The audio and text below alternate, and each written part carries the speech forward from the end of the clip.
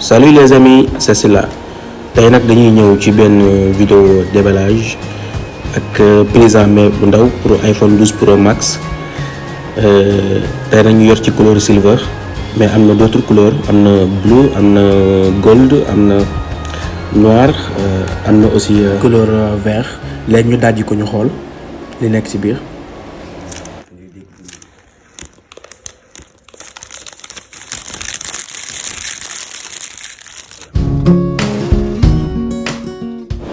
Voilà, couleur argent, white, silver, rafet trop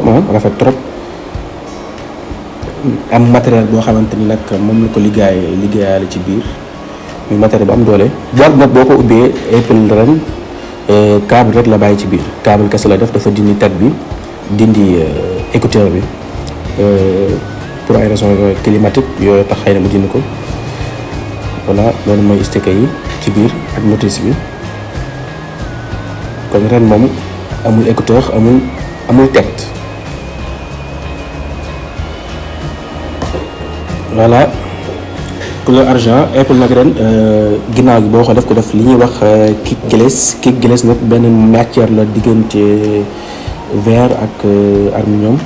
naka la rabord aussi noonu la ko def mu nekk couleur bu rafet ba noppi li ñuy wax surgical grade loolu la ko liggéeyee la ak stainless steel muy benn matière boo xamante ni moom la def moo tax mu xaw a léger tuuti, jëlul poids par rapport ak année passée.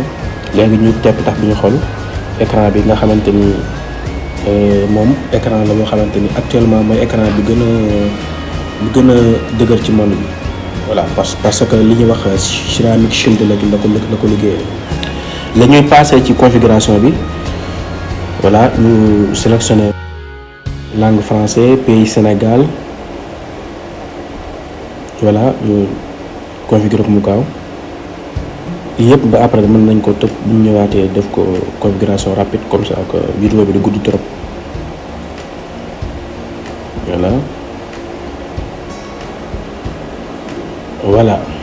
voilà kon ça y est ren nag spécialité bi mooy 3 capteurs photo yi nga xamante ni Apple daf ko gën a travaillé. li nga xamante ni mooy capteur principal bi ak capteur grand angle bi ak capteur téléphoto bi ak li nga xamante ni mooy capteur lidar nekk lu bees ci iPhone 12 Pro Max.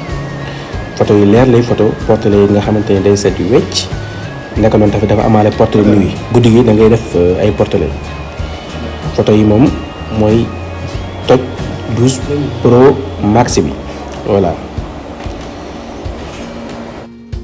ba noppi aussi 12 Pro Max actuellement mooy smartphone bi gën a puissant ci monde bi grâce puce bi ci nekk muy puce A14 bionique nga xamante ni mooy puce bi gën a rapide gën a puissant actuellement ci téléphone dans le monde entier. ak 6 Go de RAM nga xamante ni mooy tax appareil bi fluide. naka noonu tamit iOS 14 bi nga xamante ni dafa ñëwaale ak iPhone 12 bi année bi. nga xamante ni iOS macha allah dafa système écosystème boo xamante ni dafa complet ba noppi sécurisé ba noppi fluide ba noppi gën a optimiser ak application yi moo tax ñu bari taamu ko. ba noppi 12 Pro Max bi néewul lu ngand trop ci ay loxo, mën nga ko utiliser benn loxo wala ñaar pour taper say texte, mën nga ko utiliser aussi pour surfer ci internet, communiquer et tout. te aussi nekk la loo xamante ni tey c'est un bijou numérique. voilà loolu la woon kon dañuy taxaw foofu léegi nag pour wax dañoo am benn promo boo xamante ni ñu ngi koy def fii ba le 31 décembre mooy ay pack le tàmbalee ci 6S 7 plus 8 plus XR iPhone X ak ay prix yoo xamante ni amul fenn ba noppi da lay jox ay cadeau AirPod Pro 5 may la blindé may la coque may la câble et chargeur. bu noppi dafa la facture garantie la ko. ñoo ngi nekk nag Médina Fass Casino Sam. mën ngeen ñu woo ci suñu numéro 77 621 63 57 pour ngeen gaaw profité ci suñu promo yi fii ba le 31 décembre incha allah. mën nañ tamit livrer fépp fu nga nekk Sénégal moins de 24 heures. voilà merci à bientôt incha allah mën ngeen a abonné ci suñu chaîne pour yeneen prochaine vidéo incha allah merci.